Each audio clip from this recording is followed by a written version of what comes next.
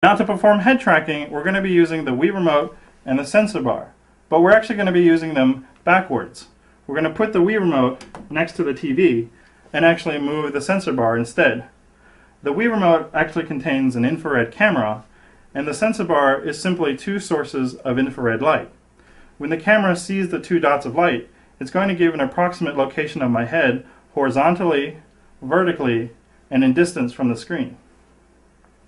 Okay, the tricky part is now we're going to have to find some way to mount the sensor bar onto our head. One common trick is to get a baseball cap and then mount the hardware to the cap. And this is definitely going to work, but it's a little bit goofy. So instead, some hardware stores sell these safety glasses with LEDs built in on the side meant to be used as headlamps.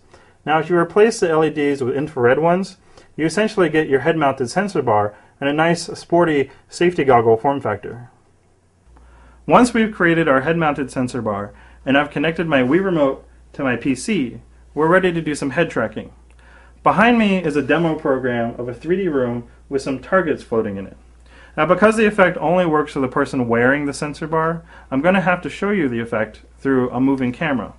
Now to do this, I'm literally just going to hold the sensor bar at the base of the camera and move it around. Just a quick note, to power the sensor bar, I simply turn on my Wii after I've connected my Wii Remote to my PC. First, I'm going to show you what it looks like without head tracking, which is what displays normally look like. You can see that although it's a picture of a 3D room, the image looks very two-dimensional and bound to the surface of the TV. Now with head tracking turned on, the TV actually looks like the entrance to a real room. Just like in real life, by moving our head around, we can look behind objects. And if you look really closely, some targets actually appear to be floating out in front of the screen, reaching into the real world.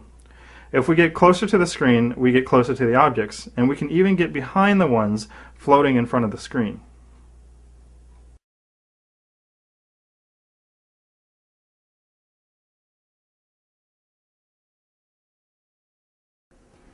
As I pull the camera back, keep an eye on the frontmost target. Head tracking provides the illusion that the target is actually floating directly above the laptop screen, far in front of the TV.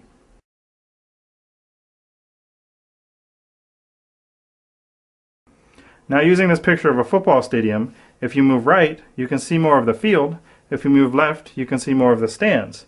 And if you get closer to the screen, you see more of everything, just like a real window.